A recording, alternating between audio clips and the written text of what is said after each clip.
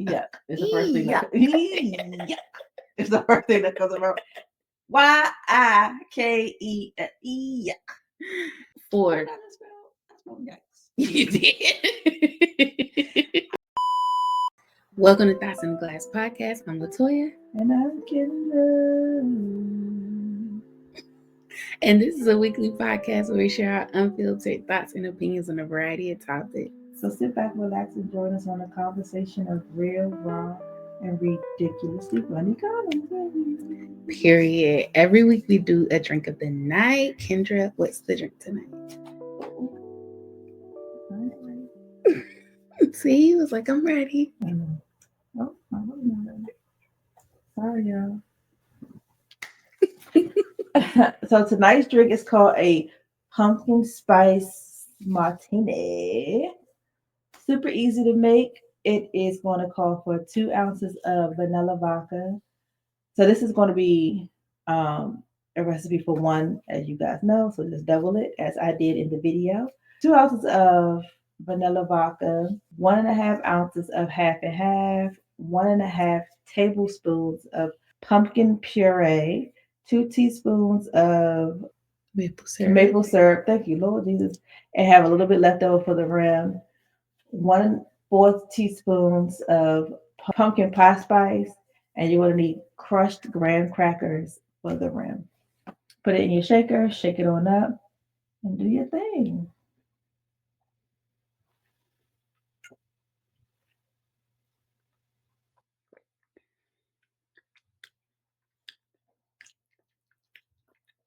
It tastes like ice cream. It do taste like ice cream. It's very sweet. Mm-hmm. I made it a little overload on the sugar, but for me, it's good. I think because the vodka is already flavored, I feel like you don't need as much, but you only use 2 teaspoons of maple syrup. I might have did more than that. Oh, okay. I ain't gonna hold you. But I do think that because the vodka is already flavored, you don't really need that much of anything else sweet. Yeah. Also, too, I like pumpkin. I probably would have added a little bit more pumpkin. Maybe that would have made it too thick. Mm-hmm. But I like pumpkin. It does taste like ice cream, though.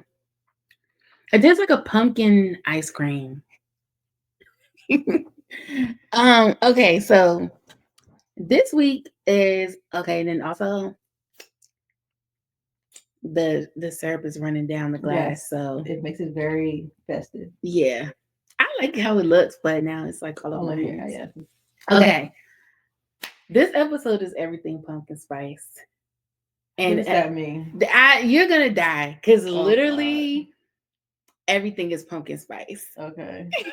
Okay. So I'm going to start with what am I reading? Okay. Which is a book called The Pumpkin Spice Café. Okay. And this is by Lori. Let me get her name, y'all. I think it's Lori Gilmore. I'm pretty certain, but let me just confirm. Lori Gilmore. Okay, I was right. The Pumpkin Spice Café. It's super cute. I actually read this last year, but because we were doing everything pumpkin spice, I was like, oh, it's perfect time to talk about this. So she's a white author, and sometimes I do read white authors. I try to read mostly Black authors, but you gotta mix it. A little bit. But the Pumpkin Spice Café is the first of several standalone series, and they all have these cute little names like the Cinnamon Bun Bookstore. I think it's the Strawberry Pancake House, the Christmas Tree Farm, and all of these stories are set in a little town. Mm-hmm. It kind of gives like Gilmore Girls, where everybody has a little business in the town and you get to know all of the different characters. But this one, the Pumpkin Spice Cafe, is the first one. And then this one, this woman owns a coffee shop, mm-hmm, and she is ready to retire. She wants to travel. She wants to hand the coffee shop over to her niece, but she didn't have any kids. So her niece comes into town. And her niece is like, I don't really want the coffee shop, so her niece is gonna sell it. But of course, she falls in love with the town. She falls in love. Movie. Yeah, it's a Hallmark movie. She falls in love with the guy, and she begins to perfect this pumpkin spice latte that everybody loves. And so it's a cute little story. It is a Hallmark movie, but there is sex in it. So it gets spicy. It's more than the pumpkin spice. Okay, Get a little spicier than that. Okay. More than pumpkin. Yeah, so I recommend it's a short, easy read. This is like something you could take with you like on a weekend vacation and like read it in 1 to 2 days. It's super cute. I've actually read all of them, and they're all like that. They're all like little Hallmark movies, but they're cute. But it's like the XXX version of a Hallmark movie. Because in the Hallmark movie, they be alluding to stuff. Yeah, in this one there's no allude. There's no allude. What you say? Take me through there. They definitely take you through there. So, and then as I'm doing my research, because I'm like everything pumpkin spice. Apparently, there's a movie. I have not seen this movie. Oh God! But it's called A Pumpkin Spice Holiday. Oh God! I'm sure it's a Hallmark movie. Yes, it's not on Hallmark right now. It's on Tubi, but it is definitely a Hallmark movie. So the main character Gracie comes home. Well, her dad comes home after being in the military, and they live on a farm, on a horse farm. And when he gets home, he finds out that the bank is getting ready to foreclose on the farm. It's definitely a Hallmark And so Gracie, the main character, she has this idea that she's going to get her horse or find. I don't know what happened. I haven't seen the movie, but apparently, according to the synopsis, she's in a race against time to find her lost horse Pumpkin Spice to save the family farm. Okay. So, what is the obsession with pumpkin spice? I do not know. Did you tell me you don't really like pumpkin? Mm-mm. So then I'm just trying to understand, how did we get into this pumpkin? In my personal experience, I feel like it started with the Starbucks thing. It did.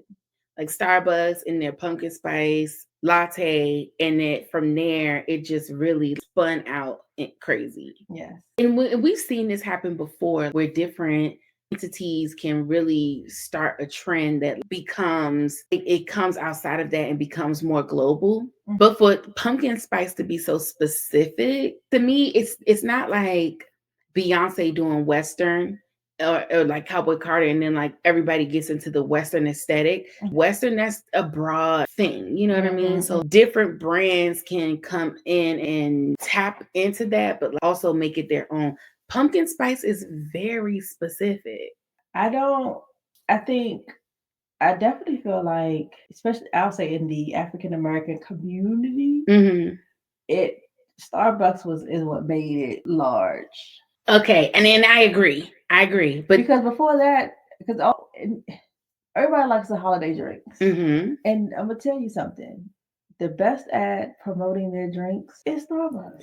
I know. Have you been like seeing the bear glass containers? Mm-hmm. So they have these glass containers that look like, the bear that you would get honey in. Mm-hmm. It's larger than that. It's maybe like 8 or 10 ounces, but the glass looks like that, and they put the drink in it, and it's like a whole thing. I think that the marketing tool of exclusivity or a limited, like pumpkin spice only comes out for one time a year. It's only out for, I think, September to December, or maybe the end of November, and then it's gone. And so I think that the scarcity of it, or the fact that it's not going to be around for that long, is what pushes people to want it even more. And like you said, they've done well with marketing. Oh yeah, they market it so well. I'm impressed when pumpkin stuff is over and they get into the brulees. Oh yeah, and all of the like gingerbread, peppermint. Because they sure enough have my caramel brulee latte. But when I saw it on the menu, I couldn't do nothing but snap. So even though this is, and I don't know, y'all, I don't know if Starbucks started it, but I feel like whether Starbucks started it or not, they definitely made it more popular. Mm-hmm. I do think that it's very fitting for a number of reasons. The first reason is November is Native American Heritage Month, right? Mm-hmm. And also pumpkin is native to America. So pumpkin, while it may be grown in other places, it originated in America. Mm-hmm. And I didn't know that. Mm-hmm. And I know sometimes we talk about like there's some things that are like American. You know what I mean? Because we do a lot of stuff from other places and making it our own. You know what I mean? Yeah. Like the hot dog per se, that's really German. And we made it our own. Yes. But pumpkin is actually native to the Americas and to Northern America at that. So to me, even though it's maybe that wasn't the intention, I can appreciate the homage to Americans. And I don't know if they do this in other places. I don't think they do, but I feel like Americans being crazy about pumpkin spice, it being a fall thing, November being Native American Heritage Month, and then the pumpkin being native to America. I kind of feel like it all works together. It was a plot that Todd set up. What's the rest of it? Hold on. To get you, so get her to have to come to her girl come to. That is the funniest line, and she was so serious. But yeah, but I love that. You know what I mean? As I was kind of looking at, because when we were planning out what we were going to talk about, and I was like, oh, I have this idea, everything pumpkin spice. Let me do a deep dive of like, outside of the drink, because I know people get crazy with it. What are some other things? Yeah. And so as I'm researching, I'm learning, I'm finding out these things, and I'm like, that's crazy. You know what I mean? I don't think that that was the intention, but I feel like I appreciate the fact that like, yeah, it's appropriate. I think pumpkin, it just signifies fall because of the jack-o'-lantern. Yeah. It just. But for us though, and because pumpkin is native to America, that's how we think of it. But I wonder in other places, how do they think of fall? You know what I mean? It's probably more so leaves changing. And I don't know. Some things are not universal. Yeah. You know what I mean? In the Caribbean, they may associate palm trees with Christmas, where we associate the firs and the other evergreens. So when you say that pumpkin, that just kind of signifies fall, I think that's unique to us. I don't know. Yeah. And maybe not now because we have, marketed out things and like maybe not now because of propaganda. I don't know. Yeah. I only say because a lot of things came about because of their season, right? So if the only time that you saw pumpkins was in the fall, then that became, oh, this is pumpkin season. So you saying that just made me have a thought, and this is a fresh thought, y'all. I have not done any research, so I don't know. But you know how a lot of our holidays are a mixture of paganism and a mixture of other religions, and we kind of bring them together, right? And so Halloween or All Hallows Eve and the jack-o'-lantern and all of that. I'm wondering now, is that specific to America? Because if the pumpkin originated in North America, and we know that some of these traditions and things that we do are a hodgepodge of different things. I don't know, because the jack-o'-lantern is a story of Jack who lost his head. I don't know. And he was the ghost, and he had the. So I thought it was okay. It says history of the jack-o'-lantern. It says it began with Irish folklore. A man named Stingy Jack who tricked the devil. After Jack died, he was denied entry into heaven and hell, and the devil gave him a burning coal to light his way through the eternal darkness. Jack placed the coal in a carved out turnip and began to wander the earth, becoming the legendary jack-o'-lantern. Irish immigrants brought this tradition to America, where they discovered pumpkins were larger and easier to carve, leading them to the modern-day pumpkin jack-o'-lantern. So there you go. This is the thing that kills me, though. That pumpkin ain't had nothing to do with nothing. Right. You, to your point, you see how the pumpkin now has become the trademark, when the original story was a damn turnip. was a turnip. But in a way, I love that though. Like, and the reason why I love that is because I do sometimes feel like we get, Americans in particular, we get spun into this conversation of lack of culture. Mm-hmm. And so for me, now knowing this, it's like, okay, something that almost globally people make a connection with this particular holiday was something that was maybe not, the idea wasn't created here, but that symbol was created here. But the thing is, it was only out of convenience. True. But I think we end up, and this is what ends up happening a lot of the times, is that the story comes from someone else's culture and heritage, and we don't just adopt it and continue their stuff. We turn it into, oh, we created it.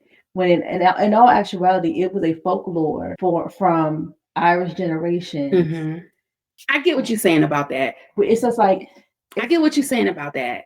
But my counter argument is, when those Irish people came to America, I don't know what their intentions may have been, but what they did when they got there was create a new life, and they contributed to the culture that was already there, right? And so their contribution of that story, like you said, now we have taken it and revamped it and made it something else. So while we may not be the originators of that story, the way most people identify Halloween is with a pumpkin, which that addition to it is uniquely American. I guess I'm seeing it from a different, like the more positive perspective of, this is something, the pumpkin jack-o'-lantern is something that is uniquely ours. And that the turnip, because the Irish could have kept the turnip going. They could have pushed the turnip agenda. So the thing is, again, it comes down to like convenience. Yeah. Turnip is not as scary. And like they said, the pumpkins were easier to carve. So you're right. It's out of convenience. Yeah. Oh, we're just going to use it was a turnip, but instead of saying that, we just going to use this pumpkin and call it a day. Because it gives you more of a head shape. Yeah. Right? So you're going to just use the convenience of it. But it's like, I guess when they say we don't have a culture, I'm not going to say that we as African American people don't have a culture. I think that the American culture, America itself, does not have a culture. I think that there's a mix of this, a mix of that, because I feel like your culture stems from like your space. Yeah. And our culture stems from other people's space that we revamp into. Yeah.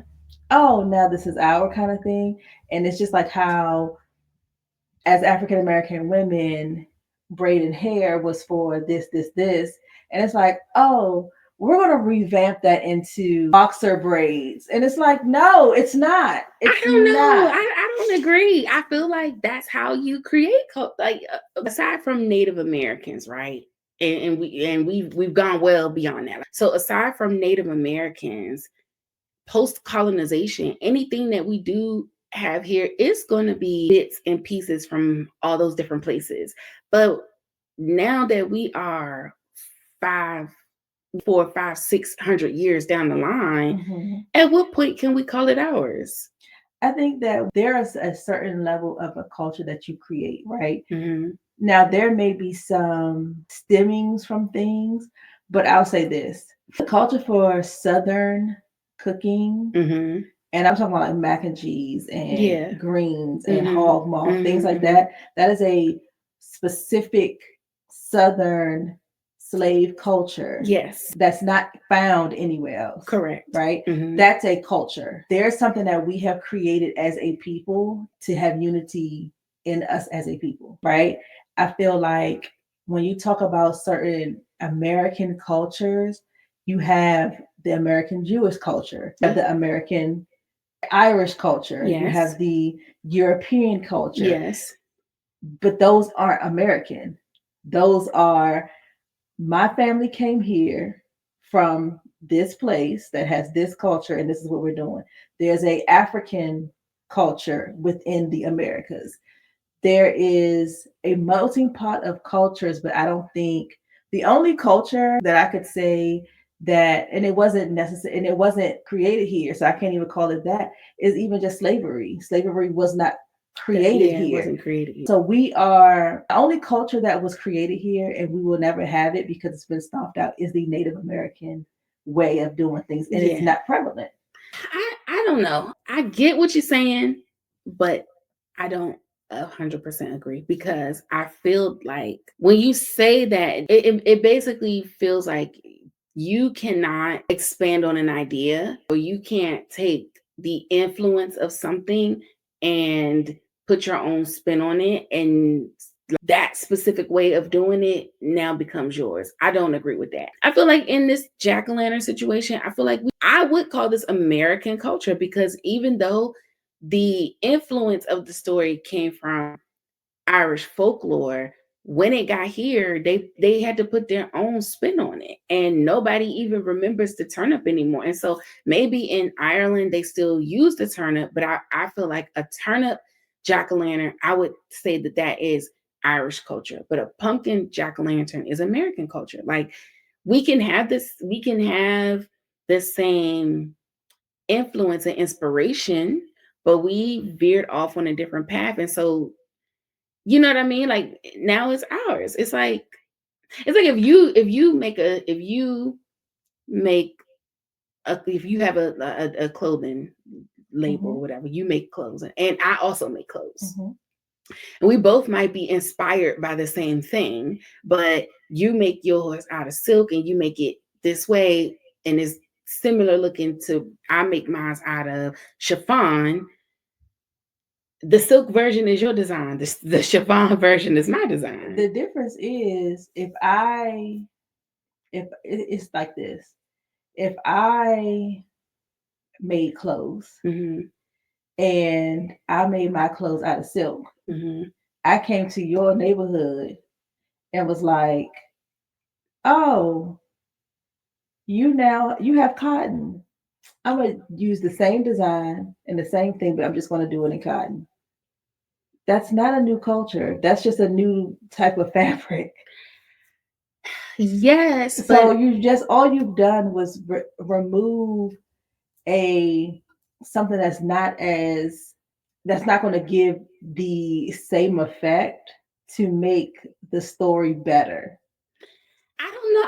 I think that is a part of culture, because what you're doing is you're adapting to your surroundings, right? And Mm-hmm. so, to me, I think what would not be culture is for you to say, I know how to make this dress out of silk, and so instead of using the cotton, instead of learning how to work with cotton, I'm just going to have silk imported. So now I can continue making my dresses in the, I don't know, Italian way, Mm-hmm. because I figured out a way to import silk, or Mm-hmm. I started producing silkworms here, versus, okay, this is a different fiber, this is a different material. I have a design. I'm going to learn how to work with this material and now start making it in cotton. I would say that even though you're using the same design, you're using a different material, and you're not just choosing to use a different material, you're adapting to your surrounding. Like, I don't have access to silk anymore, I have to do this differently. And we've done that in the Black culture, like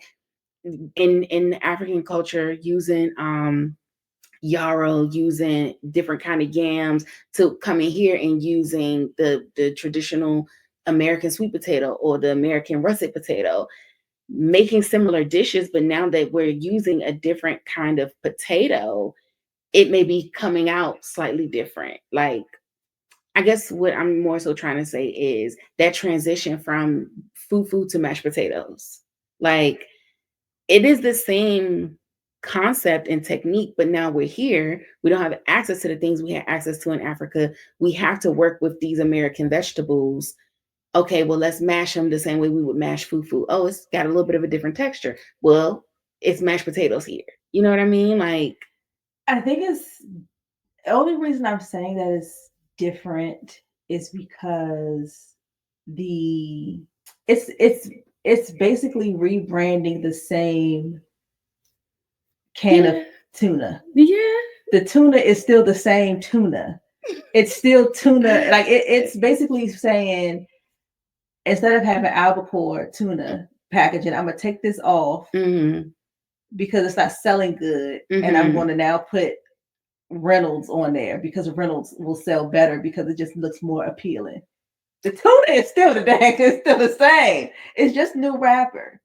So the Irish person comes over here and tells the Irish story of this. So now it's still an Irish thing. They're just in a new land. Yeah. And they say, so I'm sure in Ireland they either had the turnips or the whatever's, or whatever. And they look at a pumpkin, they're like, okay, so it's still the same concept, but it looks more like a head. So we're going to have the same story, but instead of saying he had a turnip head, we're going to say that he has a pumpkin head. Yeah. That's not all of a sudden. Now we could call it American because it's a pumpkin. It's not, you can't do, like, no, it doesn't work like that. I know. Okay. Unfortunately, the America's culture is to their true culture and unequivocally is to take, repurpose, and that's the colonization culture. That's what it is, and their culture is to be vultures. Okay. Fine. You convinced me. But it's okay. It's okay. But I still think I don't know. I mean, we do have a culture. I still think that, I mean, we do. That wasn't the debate. We do. Yes, I still think that it's uniquely American to have the pumpkin jack-o'-lantern. It is but the thing is, the reason I say it can't be uniquely American is because now it gets so widely that everybody uses it. Oh, the thing that is now, you could say the turnip is distinctly Ireland because nobody else is going to use it. Like, if they have the original. Yeah, but they got it from us. They wouldn't have been using pumpkins if we didn't start using pumpkins. They would have still been using their turnips. They were using pumpkins. They were just in here using pumpkins. No, I'm saying you're saying it's so widely spread, and I'm saying the widespread of the pumpkin came from those Irish people coming to America and deciding to use the pumpkin. That wouldn't have happened. They would have still been using turnips had those people not come here and been like, "Oh, y'all have these pumpkins. Let's use these." But the thing is, those are still Irish people using the pumpkin. But they're not American people using the pumpkin. The Irish people took the pumpkins and decided to add the pumpkins to their story. Okay. They didn't say, the Americans didn't be like, I like your story, but I'm going to switch it up and put a pumpkin. I see what you're saying. They came here and just was like, oh, look at this pumpkin. Okay. Touche. We be wanting to have stuff, but unfortunately, child, we don't be having nothing. But there is a lot of African American cultural things. There's a lot of European cultural things. I just think that America is a melting pot with so many different things. Yeah. And things get so lost in translation that I think we as a people sometimes want to have ownership to something that we've created, but it's so many different lines and lineage from that are strong, that are still making their way here, that is difficult to say we've created because we're coming from somewhere else. That is true. Yes. So I agree with that. What would you say is the strangest pumpkin spice flavored thing you've ever witnessed? First of all, witnessed, okay. Or even heard of? I don't really know. I'm not even. You ain't never seen, like, around this time of year, especially, I don't know if anybody's still going into Target. I haven't, but Aldi is good for this. If you go into Aldi, into like their seasonal section, they'll have like weird kind of different things, especially things from like other countries and stuff like that. Yeah. So you've not walked into like a store, or TJ Maxx and Marshalls is also good for this. No, I mean, I don't necessarily pay that much attention. But nothing ever caught your eye like, now what the hell is this? No, I'm not I don't think so. I have seen pumpkin spice salad. Well, so I've seen pumpkin spice pasta, which that to me is not that far-fetched to me. You've not seen that? Like the pumpkin spice raviolis? No. I've seen that. I want to say in Aldi. I've seen pumpkin spice salad dressing. I can't remember where I was where I saw the pumpkin spice salad dressing, but I have seen pumpkin spice salad dressing. And I think the craziest thing that I've seen is a pumpkin spice beef jerky. I don't know how y'all can like pumpkin spice that much. And so I've never tried it, but the first thing that comes across my mind is, now is it sweet or savory? Yuck. It's the first thing that yuck. It's the first thing that comes about. Y-I-K-E. Yuck. I don't know. Maybe it's good. I don't know. You have to think for. I smell yikes. You did. I done had this cocktail might be stronger than I thought it was. You have to think that for a company to manufacture and produce something crazy like that, you have to think that there is a demand for it. Or is it just people just buy stuff just to try it? People buy stuff to try it. And we as a people, the more far-fetched something is, the more, well, let me just see what it tastes like. Yeah. We are the most let me just people that I have ever met. Yeah, I agree with that. See. To be honest with you, well, one, I've been furloughed, so I haven't been spending no extra money. And two, we planned our month ahead, and I had other things going on, so I didn't have time to do this.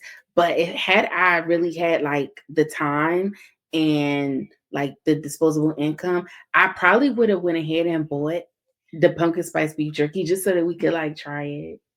And so then I feel like this is how this is what happens. It's probably kind of like that, like a maple. How they have the maple brown sugar, like bacon and stuff. It probably gives that. So what you're saying is it's probably low key good. It's probably low key slaps. High key amazing. It's probably good. We talking shit, but it's probably also good.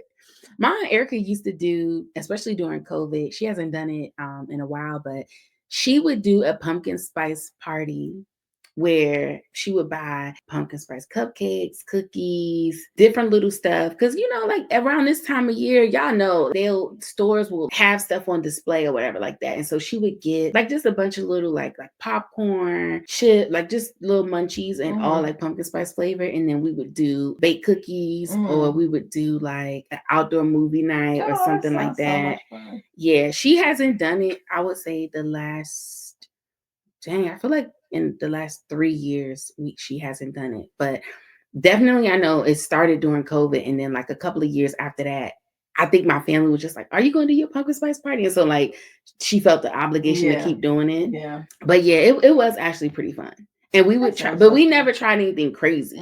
It would just be popcorn or cookies or whatever. But if she saw or cake pops, but if she saw anything in the store that may have been out on display that was a pumpkin spice flavor, she would grab it. And we would just TJ Maxx try. Y'all gonna have some pumpkin flavored dipping sauce. Right. So no, I've seen that though. Pumpkin spice hummus, like you said, the dipping sauce. It's the one that you put on fruit. Yeah. Fruit. Yeah. Dip. Yeah. I've seen so that. I could see that now. The fruit dip, I could see a pumpkin spice whipped situation. So, are you canceling Thanksgiving? So we did have this conversation, and I was like, so hey, should we just do dishes and go to my mom's house, go to your grandparents, kind of thing? And he was like, I mean, that's basically Thanksgiving. But I always cook. Oh, okay. So it's kind of like potluck things. Canceling our big, we cook everything as well Thanksgiving. And so I was like, I'm just going to be honest. He was like, it's too many of us and we need to have food. This is how I wrap my mind around my children. They don't like leftovers. They like specific leftovers. They will eat the mac and cheese. They will eat the mac and cheese. They may eat some ham. Okay. But they're not making a full plate of anything. Mm-hmm. So to cook everything is a lot and it's an overboard. And then we are like Thursday, Friday, Saturday, what you ordering? We're done with this. Mm-hmm. Devon is I'm gonna eat this until it's damn near gone. And I'm like, it's smelling something and I don't like it. It don't smell like Thursday. So we definitely differ in that respect. And so I'm kind of like, I don't want to cook a whole lot. And then I'm not blessed with the cook just for your kid, like just the amount for your family, where we don't have leftovers of something. Yeah.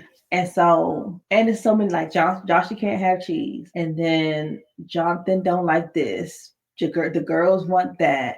We're not big turkey eaters. Mm-hmm. We prefer ham. Devon don't like ham. He preferred turkey. So it's a lot. And I'm like, why can't we bring sides to somebody else's house? Yeah. And if you make a plate at my mom's, that means you have something for Friday. Mm-hmm. You make a plate at your grandparents, you have a plate for Saturday. Mm-hmm. And then Sunday, we're done with this. Yeah. I agree. I'm of the mindset of we don't need to be over consuming anything. No. We don't need to be over buying. Mm-hmm. We don't need to be overeating. Like, we also had this conversation. I talked to my mom and I think she settled on, and she was just like, if y'all want me to cook, I will. But I think she settled on, I'm just going to make what I would normally make for Sunday dinner. Mm-hmm. And then if you all have special requests of like something specific that you want, mm-hmm. then I may make like if I want sweet potatoes, she would make like a small pan of sweet potatoes. Mm-hmm. But I think she's also, I don't even know if she's going to do turkey. She might do turkey wings. Mm-hmm. I don't think I'm going to cook at my house because we're the same. Like, they'll eat that food the first day. Judah and I will eat the leftovers. I will repurpose. I'll make a turkey soup. I'll make a casserole. I'll repurpose. Mm-hmm. Chris and Sydney, they will be ordering Chinese food by Saturday. So, and I've been having this, not argument, but this discussion with them all throughout the year. What is the point of me cooking and making food that's going to last for a couple of days if after one day y'all don't want it no more? If that's the case, I will just cook a smaller amount and we can just have dinner tonight. And then you can figure out what you want to do for lunch tomorrow. Mm-hmm. I don't know if it's just the comfort of, I know I got something in case I don't want to spend no money, but we go back and forth on that because they'll argue, oh, I wanted lunch, or I wanted this, I wanted that. I'm like, when I make enough for y'all to have lunch, it still be here. And now it's carry out containers in the fridge. When I only make a little bit, now, it wasn't enough. So I want to order a pizza. You was going to order a pizza anyway. I don't know. I think I don't know, because my kids are the same way. But we do eat.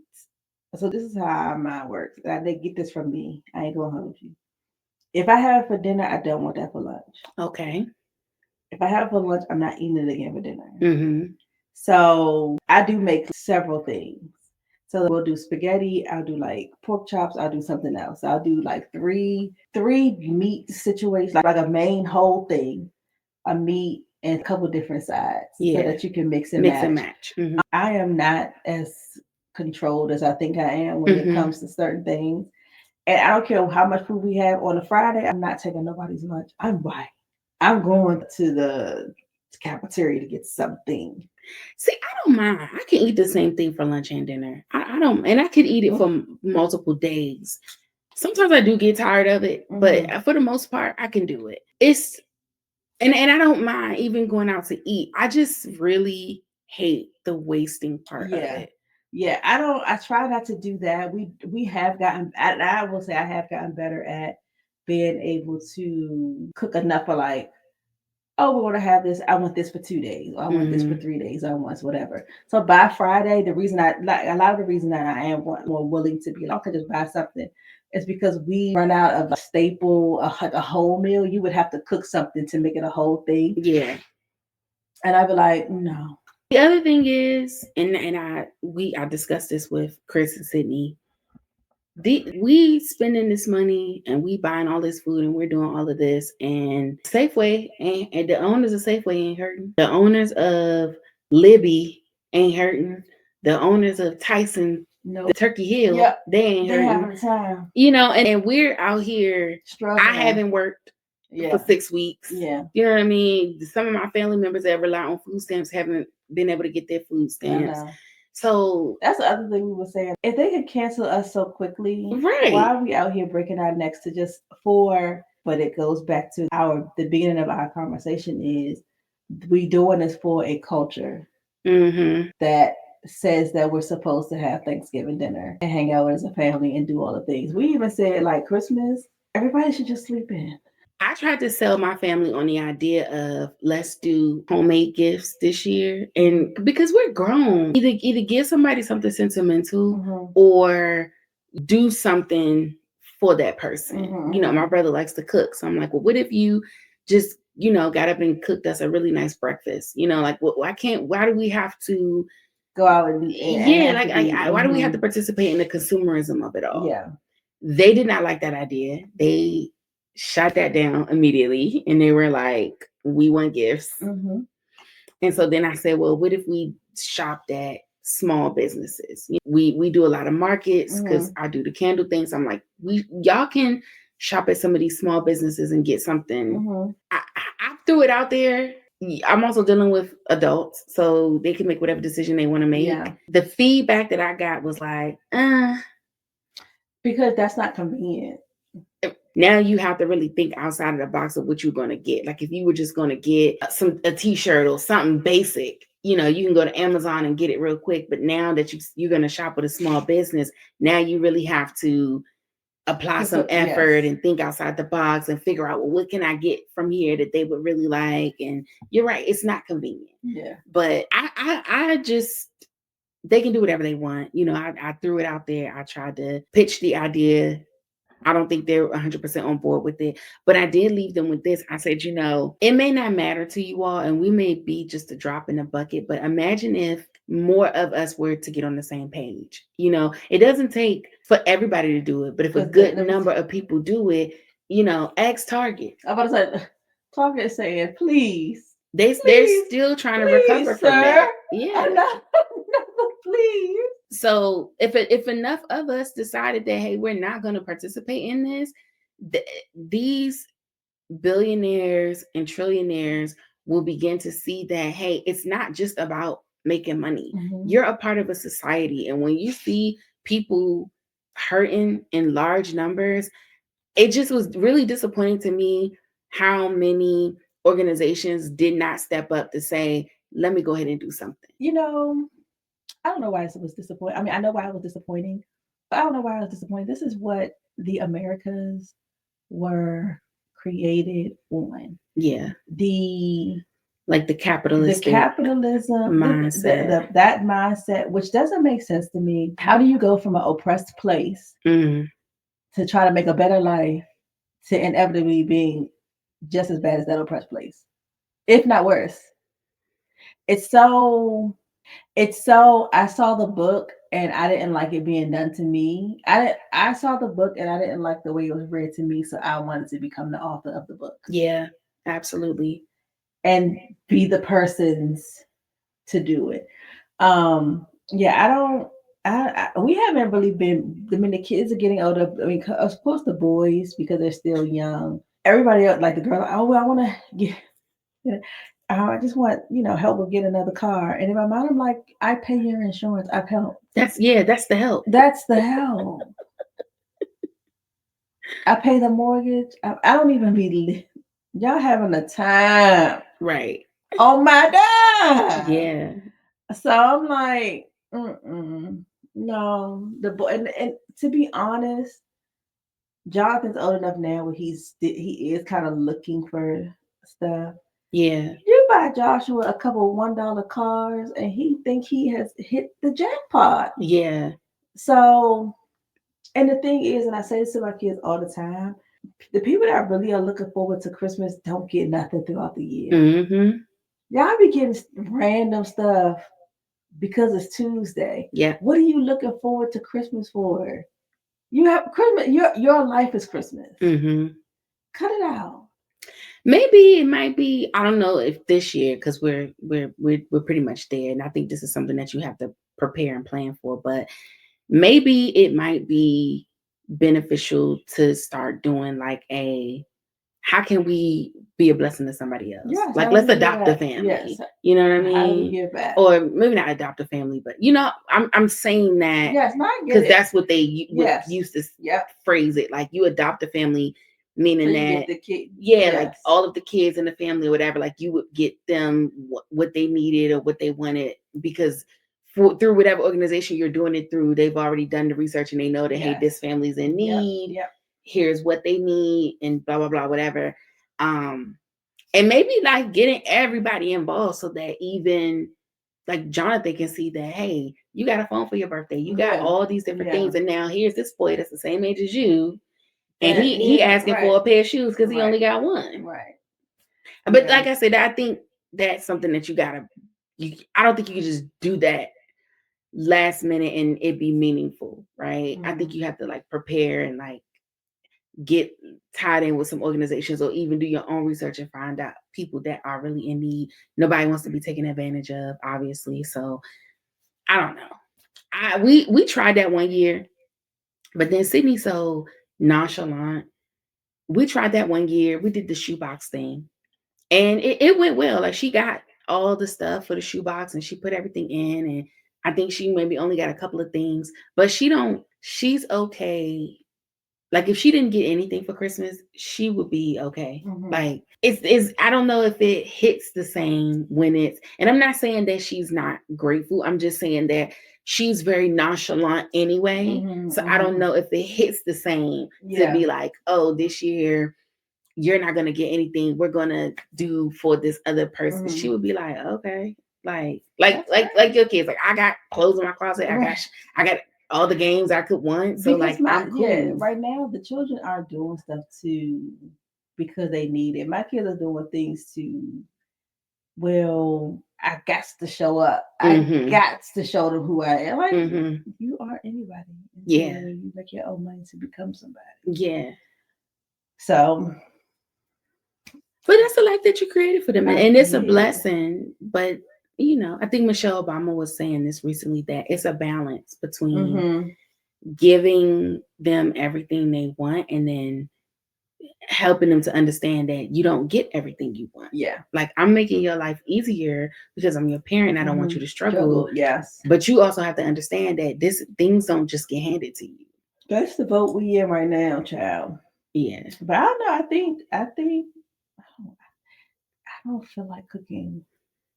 I feel like I will see what's going to happen next week, but I feel like this is going to be one of those holidays. We're going to see all the memes of people saying like Thanksgiving don't feel like Thanksgiving no more, and it shouldn't. It shouldn't. Also like I don't, and you know what? Like the world isn't the same. The joy of like when we were kids, if we could be kids, we looked forward to the Toys R Us magazine and stuff like that. It's like everything is so at the tip of your hand, like at the tip of your fingers, that the joy in it is not there. It's no delayed gratification. Yeah, it's like, oh, I want this and I want this. It's kind of like, I'm gonna put everything in my mom's cart. So it's just like, no, what are we talking about? I don't know. Yeah, no, I agree. We could get out of here, but before we do, I need to shout out Sanithia and Tony. I know I mentioned them last week, but their birthdays are on Friday. So happy birthday to them. Happy birthday to you. Happy birthday to you and you. Was that another great episode? That was always a great episode. I enjoyed it. Guys, make sure you like, subscribe, hit the notification button, tell a friend to tell a friend. Drop down in the comments. And we'll drink to her. And you see how we looking all cozy in our cozy? I know. We coordinated. We spiced up.